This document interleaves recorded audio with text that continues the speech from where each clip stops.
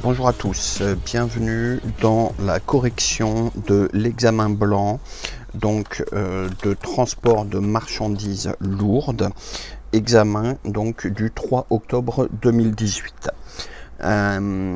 Cet examen n'était pas très compliqué, donc vous devriez vous en sortir correctement. Si vous êtes sur cette partie donc de vidéo de la correction, j'imagine que vous avez téléchargé l'examen et fait cet examen blanc dans les conditions réelles, c'est-à-dire sans les cours, sans support à côté, sans les formules, juste avec votre calculatrice, un papier, un stylo et bien évidemment 4 heures sans bouger, non-stop, de façon à être dans les conditions. Vous verrez que ces conditions de rester concentré 4 heures ne sont pas forcément simples. Souvent, les 2 premières heures, on est assez facilement concentré, et puis plus le temps passe, plus c'est compliqué de rester concentré. Donc de temps en temps, moi je vous encourage le jour de l'examen à venir avec des petits bonbons, des petites barres chocolatées, une petite bouteille d'eau, et de vous faire des micro-pauses sans vous lever, étant donné que le jour de l'examen vous n'aurez pas le droit, de façon à vous penser à autre chose et à vous alimenter au fur et à mesure avec des sucres rapides. Voilà, donc là nous allons commencer la correction de la partie rédigée sur le problème numéro 1. Alors déjà, avant de commencer à répondre, il faut lire l'intégralité du problème numéro 1 et les annexes. Donc là, bien évidemment, dans ce problème, on parle de la société Oxytrans qui se positionne sur des marchés de livraison urbaine à Toulouse. On vous donne ses activités, son parc de véhicules et après, toutes les questions. Voilà, vous avez 5 questions. Et puis en annexe 1, vous avez des informations sur Urbis et puis sur les heures de livraison à Toulouse. En annexe 2, vous avez toutes les valeurs de coûts pour calculer les coûts de revient, avec deux choses. La partie A, les éléments relatifs à la détermination du coût de revient, et le B, ce sont les éléments selon les moteurs, diesel ou gaz. Voilà, et puis après, le problème 2, nous étudierons plus tard. Donc là, nous allons faire étape par étape, tranquillement, de façon à voir et à prendre un maximum de points. Alors, la question numéro 1. Parmi les activités citées ci-dessus, précisez celles qui ne révèlent pas de l'inscription obligatoire au registre électronique national des entreprises de transport par route tenues par la DREAL locale. Donc je vous rappelle, la DREAL, c'est le représentant du ministère au niveau local. En province, c'est la DREAL, à Paris, la DRIEA. Donc dans l'énoncé, on vous cite les activités. Le transport public routier de marchandises à l'aide de véhicules légers et lourds sur le segment suivant. Livraison marchandises générale dans les départements voisins. La deuxième activité, c'est la location de véhicules de transport avec conducteur. La troisième, c'est la location de véhicules de transport sans conducteur. Et la dernière, l'entreposage de marchandises, la préparation de commandes, la gestion de stock. Les 2 premières, bien évidemment, sont obligatoirement faites avec une licence de transport, donc avec une inscription. Donc le transport pour le compte d'autrui et la location de véhicules avec chauffeur doivent être enregistrés auprès de la DREAL. Et bien évidemment, donc les 2 dernières, la location de véhicules sans conducteur et aussi l'entreposage de marchandises, préparation de commandes, ne dépendent pas de l'activité, d'une activité réglementée par les DREAL. Donc là, la réponse était les 2 dernières, location de véhicules de transport sans conducteur et l'entreposage de marchandises.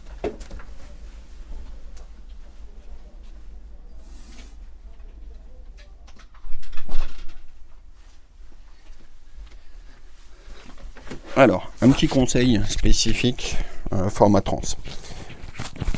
Vous n'avez pas forcément besoin de faire toutes les questions dans l'ordre. Vous n'avez pas forcément besoin de faire un brouillon. Après, à vous de savoir, est-ce que vous êtes rapide ou est-ce que vous êtes lent? Si vous êtes rapide, vous pouvez faire un brouillon et recopier après les questions dans l'ordre. Si vous n'êtes pas spécialement rapide, faites les questions dans l'ordre que vous souhaitez. Je vous encourage, moi par exemple, à mettre problème 1, question 1, et puis à laisser une demi-page de votre copie pour répondre, même si vous ne répondez pas. et puis de faire la question 2, pareil, etc. Et commencer par répondre aux questions que vous connaissez, pour prendre les points quand vous êtes encore très actif et très bon. De la même façon, vous avez les deux problèmes, lisez bien les deux problèmes et commencez par celui qui vous semble le plus simple, de façon à prendre un maximum de points. Donc là, vous avez vu, la première question est franchement pas dure du tout. La deuxième question, sur la base du parc actuel de véhicules Oxytrans. Première question, petit a, quels sont les titres administratifs des transports exigibles à bord?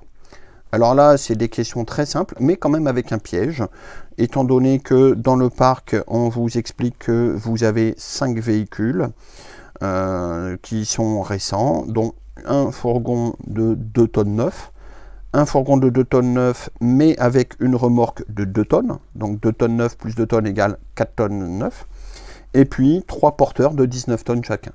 Donc là, le piège, bien évidemment, c'est que quand vous roulez avec un fourgon avec remorque, on dépasse les 3 tonnes 5. Donc à ce moment-là, pour le fourgon sans remorque, comme on est en dessous de 3 tonnes 5, vous avez besoin à bord du véhicule de la copie conforme de la licence de transport intérieur, car le PMA est de moins de 3 tonnes 5. Et dès que le PMA est supérieur à 3 tonnes 5, et bien là, il faut la LTC, la licence de transport communautaire. Donc fourgon avec remorque, il faut la copie conforme de la licence communautaire. Et bien évidemment, dans chaque porteur également, il faudra la copie conforme de la licence de transport communautaire. Donc bien évidemment, quand vous passez le diplôme lourd, vous pouvez demander les deux. Avec le transport lourd, vous pouvez faire du transport avec n'importe quel type de véhicule. Petit b. Quels sont les supports justificatifs des horaires de travail journaliers des conducteurs salariés de ces 3 types de véhicules? Alors vous voyez, la réponse A, pas dur. La réponse B, imaginons, j'ai oublié, je ne sais plus, je passe. Je passe et je paye directement la question C.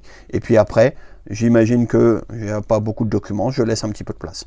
Bien évidemment, sur les véhicules de plus de 3 tonnes 5, il faut la carte conducteur. Chaque chauffeur avec les permis lourds ou les permis avec remorque a une carte de conducteur. Et sur les véhicules légers, il n'y a pas obligatoirement de carte conducteur. Donc il faut à ce moment-là avoir à bord du véhicule les horaires de service et le livret individuel de contrôle du chauffeur. Cela va permettre de vérifier les heures de conduite en cas de contrôle de police. Petit c. Quel est le montant de la capacité financière exigible pour cette entreprise? Là, c'est un petit peu comme la question 1, c'est-à-dire que c'est le piège entre les véhicules légers sans remorque, les véhicules légers avec remorque qui deviennent des véhicules lourds et des véhicules lourds. Donc je vous rappelle la règle. En transport de marchandises léger, la capacité financière est de 1 800 € pour le premier véhicule et 900 € par véhicule pour les véhicules suivants. Là, dans l'énoncé, on a un seul fourgon donc, qui roule en léger. Donc une fois 1800. La règle pour les véhicules lourds, c'est 9 000 € de garantie financière pour le premier véhicule et 5 000 € pour tous les autres véhicules. Donc là, dans l'énoncé, j'ai une fourgonnette avec remorque, donc ça fait 1, plus 3 porteurs. Donc j'ai 4 véhicules lourds. Le premier, une fois 9 000, et il m'en reste 3 fois 5 000. Donc ça fait 9 000 plus 15 000, ce qui me donne un total de 24 000 € pour les lourds. Plus les 1 800 € du léger, donc j'ai une garantie financière totale de 25 800 €. Voilà. J'ai répondu à la question, j'ai détaillé. Une question comme ça, même si dans l'énoncé, on ne vous précise pas de détailler le calcul, je vous encourage vivement à le détailler. De toute façon, pour arriver aux 25 800, vous êtes obligé de le faire, donc écrivez-le sur votre copie. Ça vous permettra, en cas d'erreur, de prendre quand même des points. Imaginez cette question-là, je dis n'importe quoi, qui vaudrait 2 points. Je me suis trompé dans mon addition. Par contre, tout mon raisonnement est bon. Le correcteur vous mettra au minimum 1 point. Voilà. Bien évidemment, si le résultat est faux, vous n'aurez pas tous les points. Mais le fait d'avoir détaillé, expliqué, donné la règle, vous prenez des points. Parce que ça veut dire que même si vous êtes tombé dans le piège, vous connaissez le cours. La question D. Comment est vérifié le respect de cette capacité financière? Là, c'est extrêmement simple. Tous les ans, vous êtes obligé d'envoyer la liasse fiscale de votre société, c'est-à-dire le bilan, à la DRIOA ou à la DREL. Celle-ci, bien évidemment, va apparaître un certain nombre d'éléments, notamment les capitaux propres. Et cette garantie financière doit être incluse dans les capitaux propres. Donc là, si la société avait 20 000 euros de capitaux propres, forcément, elle n'a plus le droit d'avoir autant de copies conformes. Si elle a 30 000, ça dépasse les 25 800, et à ce moment-là, c'est bon. Bien évidemment, une société peut avoir des capitaux propres qui baissent. C'est mauvais signe. Ça veut dire que dans les capitaux propres, je vous rappelle, c'est le capital social, donc l'argent qui a été mis au démarrage, plus les bénéfices ou les pertes des années précédentes. Donc ça veut dire que quand vous faites du bénéfice, en fait, vous êtes obligé de laisser un petit peu de ce bénéfice, 5%, dans la case qu'on appelle réserve légale, qui vient augmenter les capitaux propres. Et vous pouvez en laisser plus.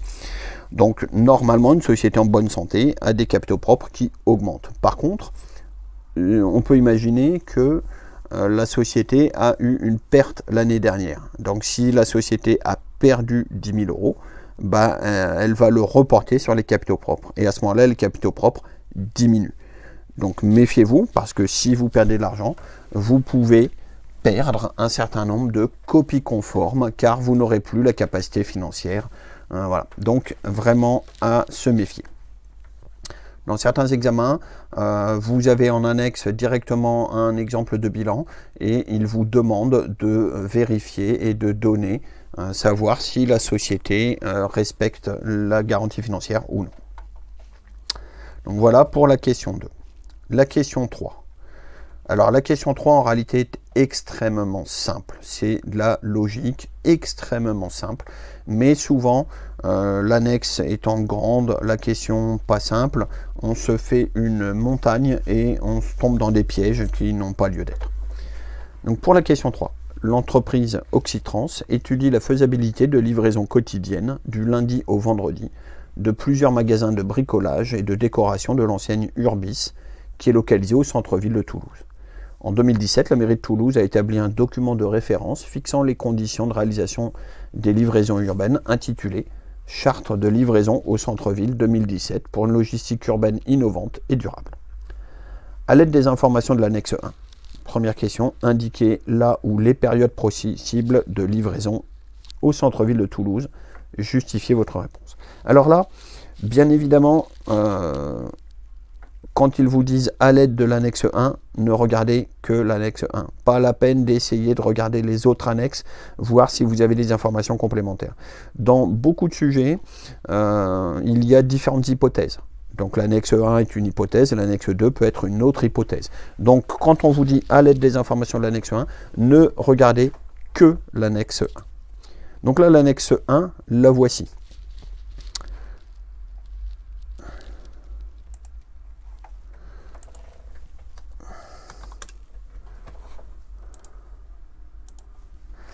Donc,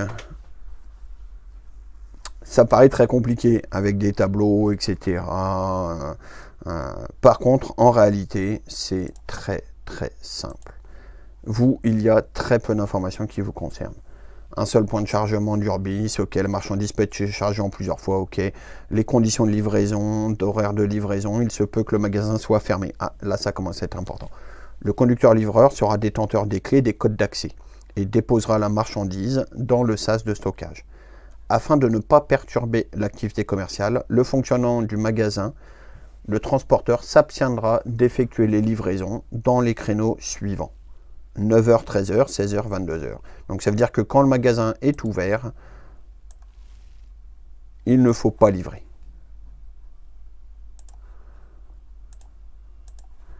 Donc nous avons ici, alors sur des questions comme ça, je vous encourage à faire un petit schéma.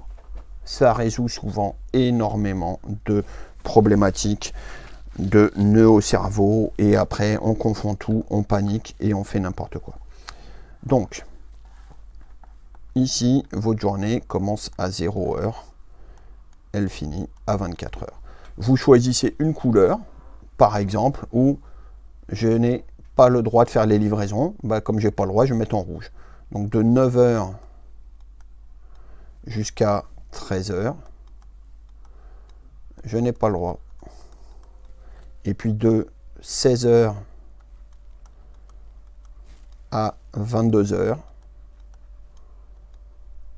je n'ai pas le droit. Voilà. Extrêmement simple à faire. Le fret remis quotidiennement en retour, etc. Ça, on s'en fiche. Toutes les opérations de manutention, chargement, déchargement sont réalisées par le transporteur, on s'en fiche. Information communiquée par le transporteur ou chargeur Urbis. Parmi sa flotte, Oxytrans a arrêté son choix sur le véhicule d'un volume supérieur à 20 mètres cubes. Donc 20 mètres cubes diesel. Donc ça veut dire, je prends ce véhicule-là, volume supérieur à 20 mètres cubes, je vais avoir affaire aux horaires de véhicules diesel, tout simplement. Et là, les informations de la charte de ville, c'est que les horaires de livraison sont de 9h30 à midi. Alors là, deux possibilités. Soit vous dites c'est autorisé, donc je mets en vert. 9h30, 12h. Donc là, j'ai le droit. Et j'ai le droit après de 20h jusqu'à 6h du matin. Voilà.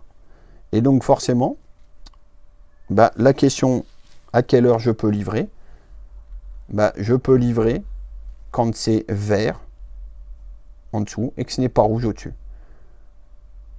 Là, c'est vert, je respecte les conditions de la ville de Toulouse. En rouge, je n'ai pas le droit parce que c'est le magasin qui me dit que non. Donc là, de 9h30 à midi, je ne peux pas. À 20h, je peux, mais je vais pouvoir à partir du magasin à partir de 22h.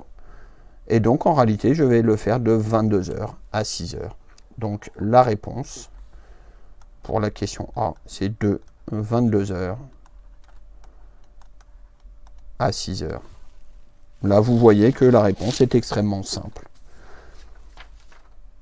Je vais faire exactement la même chose pour le B. Donc le B, bien évidemment, je prends l'hypothèse que je fais un véhicule au gaz. Donc, ce sont ces informations-là. Donc, je vais refaire la même flèche, le même système.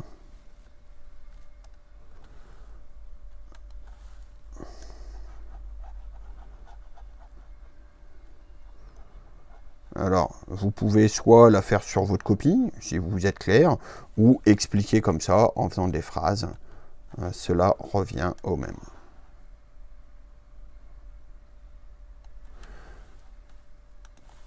Donc là, 0 heure.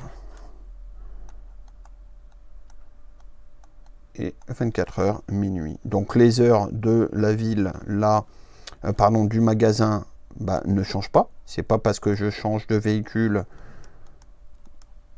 que je change. Donc de 9h à 13h, je n'ai pas le droit. Et de 16h à 22h, je ne peux pas.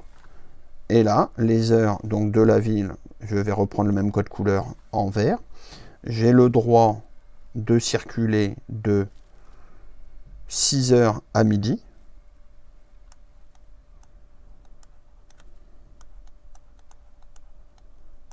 Là, j'ai le droit. Et de 20h à 6h le lendemain matin.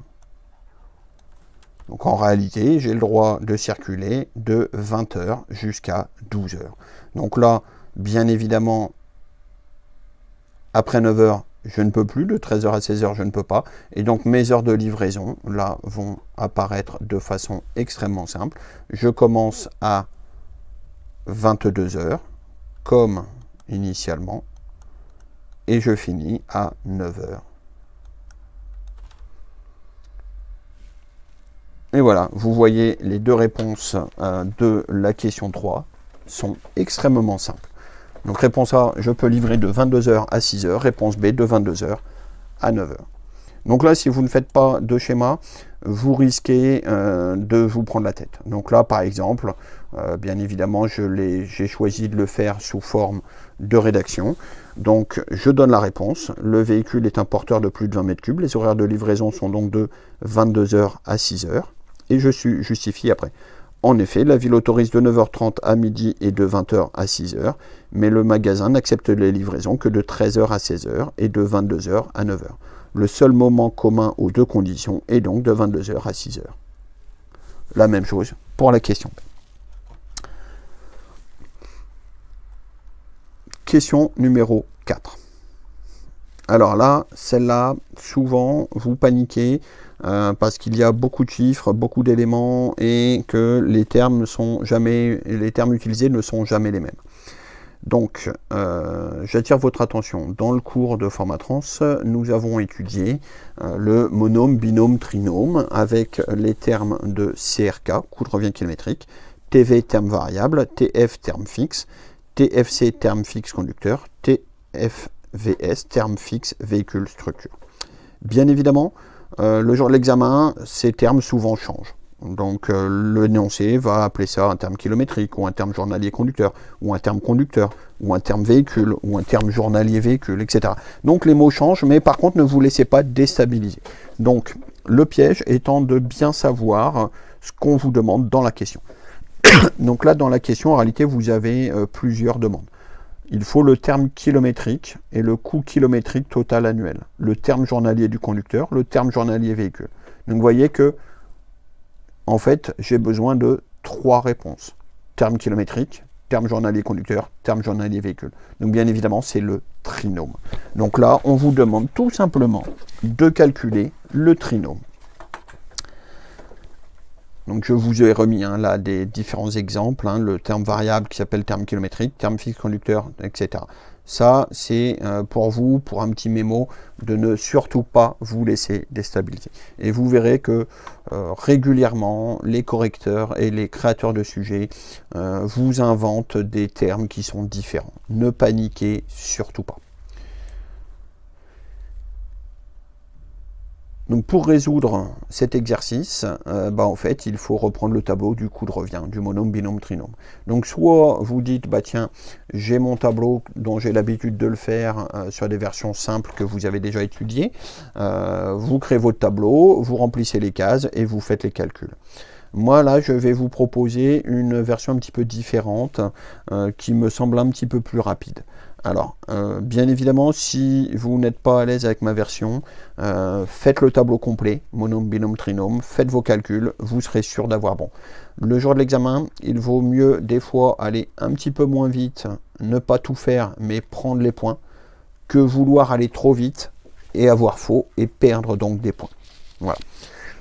Alors, le piège principal là, c'est que on vous demande bien évidemment le coût de revient pour le chargeur Urbis et que Urbis.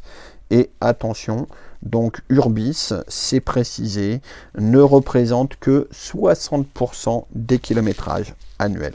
Donc ne vous laissez pas piéger, ça veut dire, c'est pour ça que je l'ai noté tout de suite, comme le véhicule fait 75 000 km par an, 60% des 75 000 km.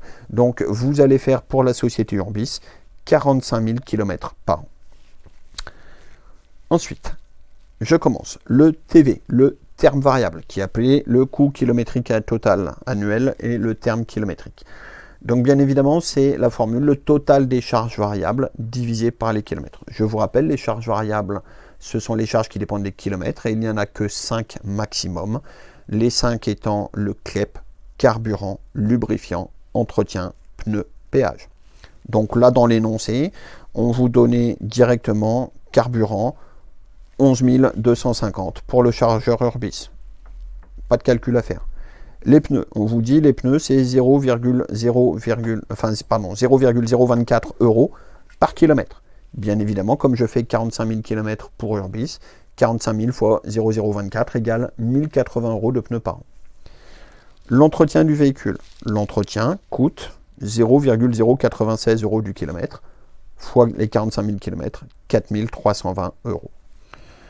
Le péage, bien évidemment, on me donne qu'il y a 20 € par jour et on me donne dans l'énoncé que je vais travailler pour Urbis 255 jours.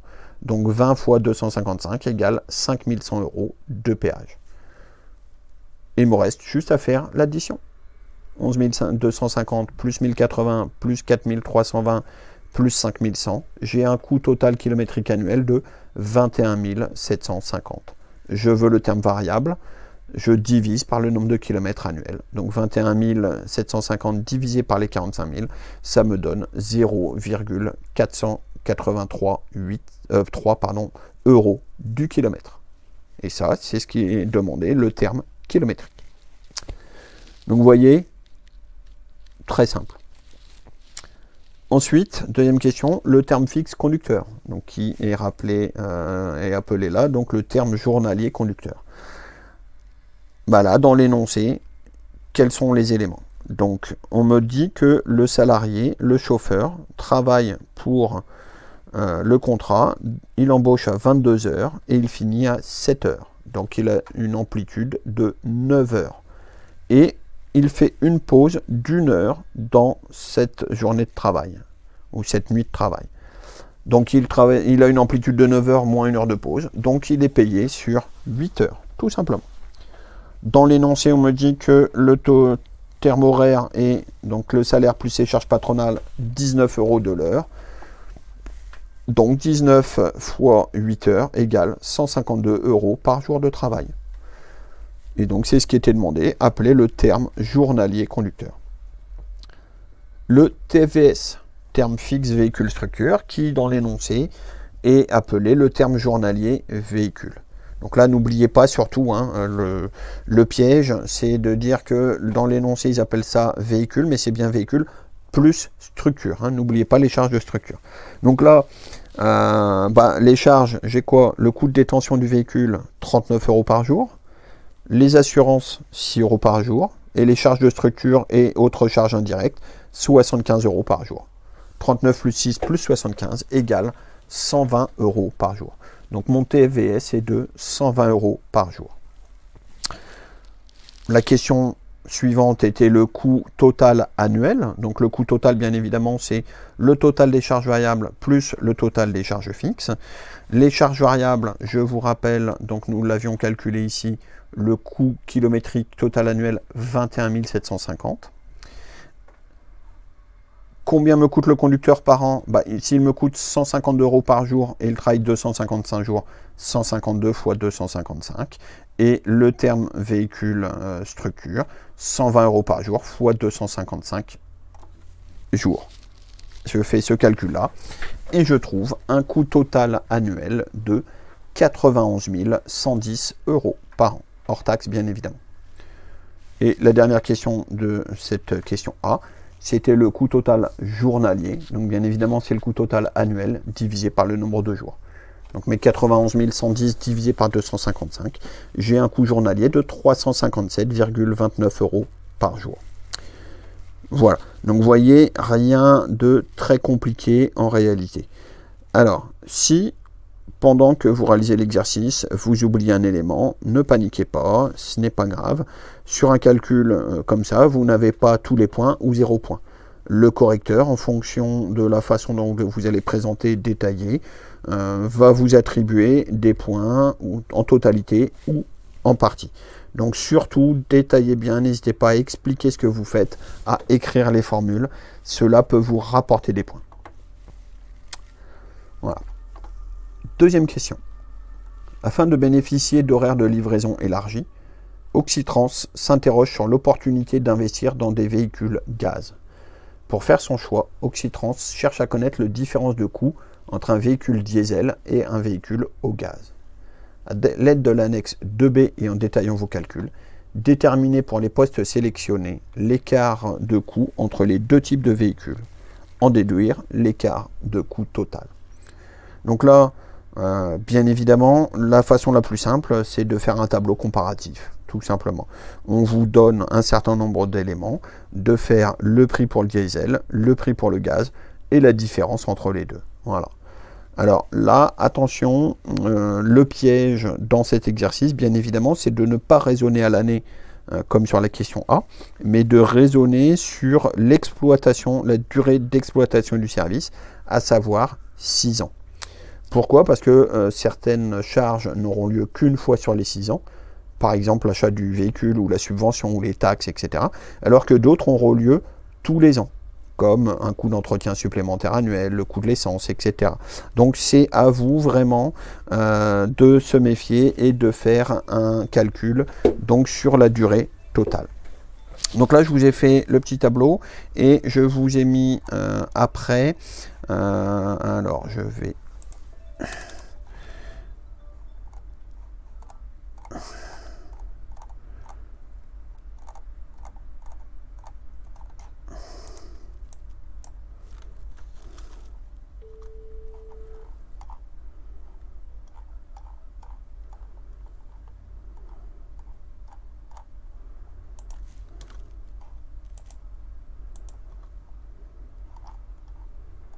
Voilà.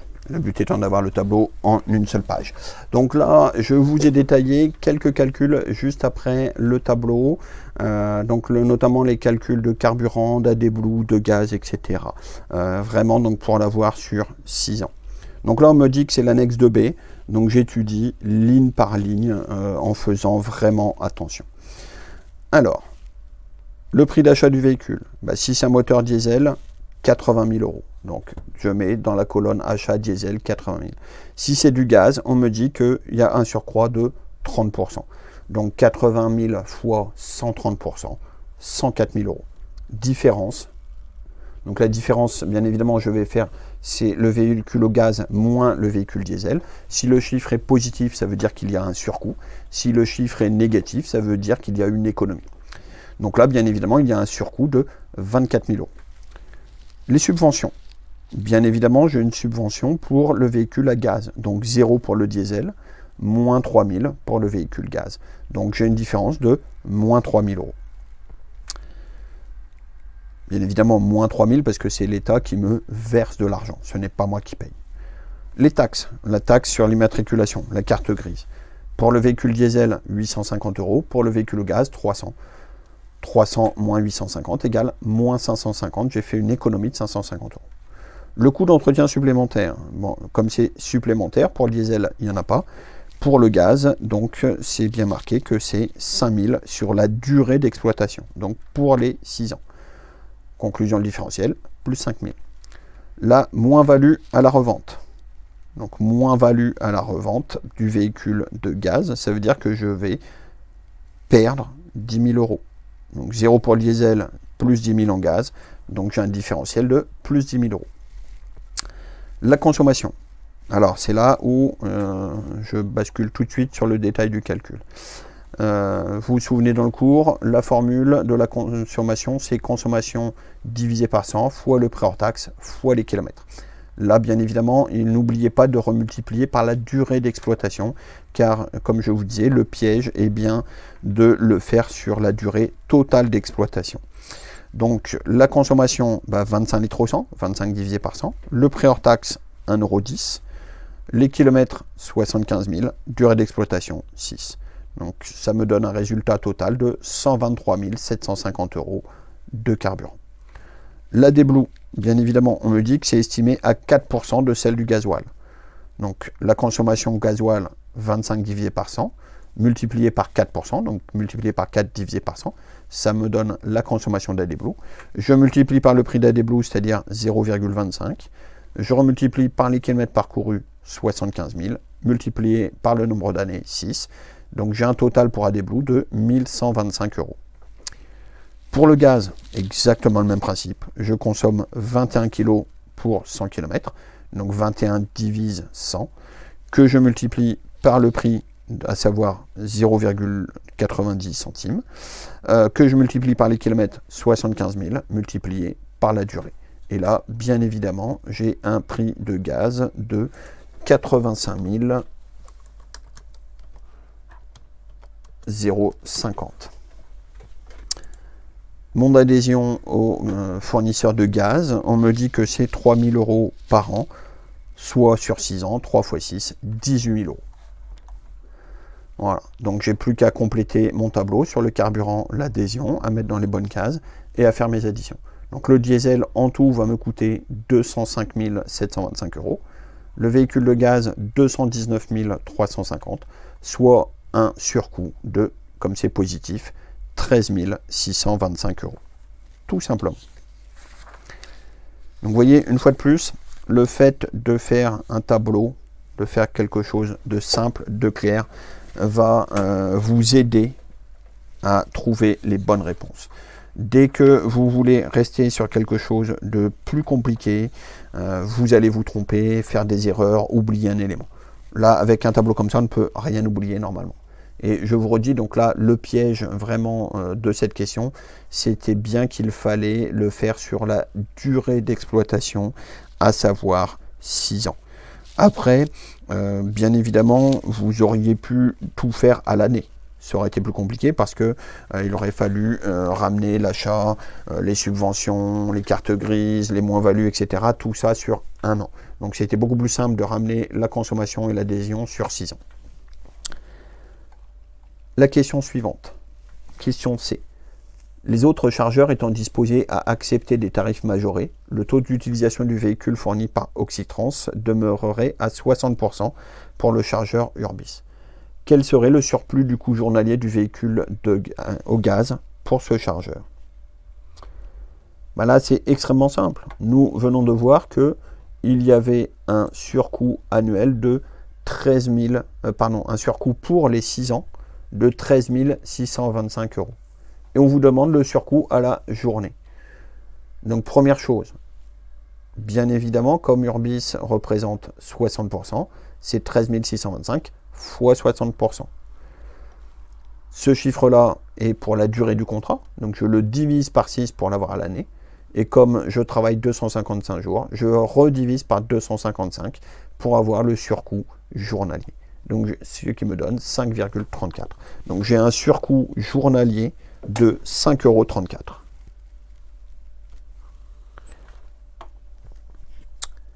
Question numéro 5. À partir du 2 novembre 2018, Oxytrans envisage de recruter un conducteur pour la conduite d'un porteur de 19 tonnes de PTAC. La personne s'occupant du recrutement a résumé dans le tableau ci-dessous les critères de sélection des candidats, préalablement à un entretien de recrutement. Et là, vous avez un tableau avec les différents éléments.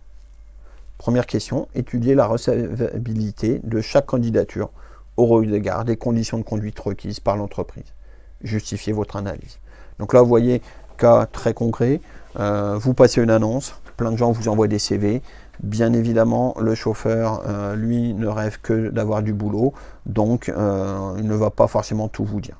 Vous avez fait un tableau récapitulatif et nous allons étudier. Donc, bien évidemment, le premier cas, c'est Jonathan. Jonathan a 20 ans, il a sa FIMO depuis 2018, donc comme c'est très récent, il n'a pas besoin de la FCO, c'est bon. Là, hop, par contre, permis, catégorie et date de validité, il a le permis de catégorie C1. Je vous rappelle, catégorie C1, c'est maximum 7,5 tonnes. Donc là, comme dans la société, il y a des porteurs de 19 tonnes, cela ne correspond pas. J'élimine directement Jonathan. Ensuite, Anna Maria, elle a sa FIMO depuis 2012, sa FCO en 2022. Donc là, pas de souci. La date de visite d'information de la prévention de la visite médicale en 2016. Nous sommes en 2018, ça fait 2 ans, donc c'est bon, c'est encore valide. Et elle a le permis CE qui est valable jusqu'en mai 2020, donc tout va bien. Anna Maria correspond à tous les critères. Ensuite, Mohamed. Mohamed, lui, il a sa FIMO depuis 2013. Il n'a pas de validé de FCO. Ah, bah là, c'est problématique. Nous sommes donc le 2, je vous rappelle, le 2 novembre 2018. Donc la FIMO étant valable 5 ans, il faut passer la FCO tous les 5 ans. Il aurait dû passer sa formation continue obligatoire FCO avant le 15 mars 2018. Il ne l'a pas, donc s'il n'a pas la FCO, je ne le retiens pas. Ensuite, Enrico. Alors, lui, sa FIMO, il l'a eu en 99. Et sa dernière mise à jour en février 2013, donc février 2018, bah déjà, ça va pas non plus. Et puis, permis D. Je vous rappelle, le permis D, c'est le permis en transport de personnes. Donc, je ne le prends pas. Moi, ce que je veux, c'est du transport de marchandises. C'est le permis C ou CE. Claude. La FIMO en 2011. Il l'a jusqu'à 2021. Donc, c'est bon.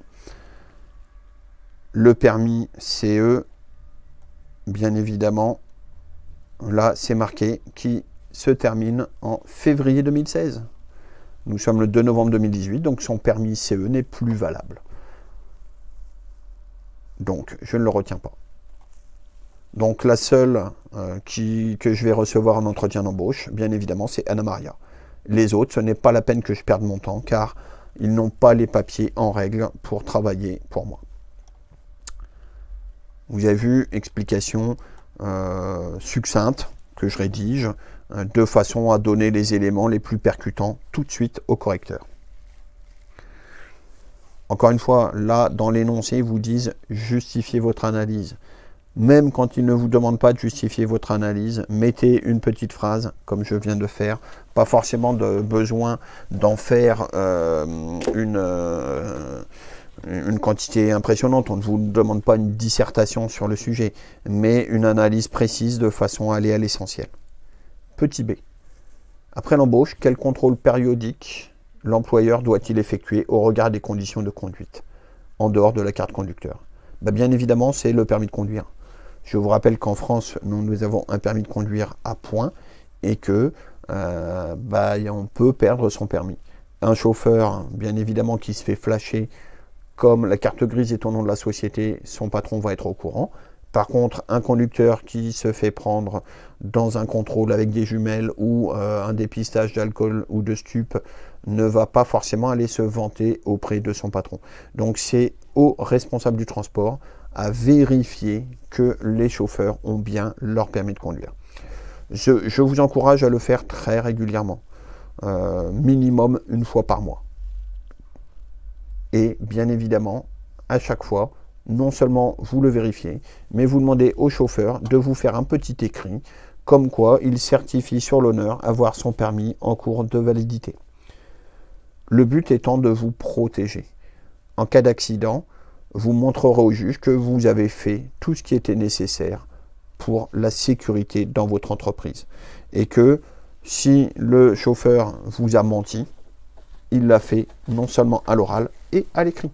Je vous rappelle, le jour où il y a un problème, il y a un accident avec un blessé ou pire, un mort, le chauffeur se trouvera en garde à vue instantanément et vous aussi, vous aurez des comptes à rendre pour montrer au juge que vous êtes un patron responsable et que vous avez tout fait pour la sécurité et qu'en réalité, vous n'êtes pas responsable, c'est votre chauffeur.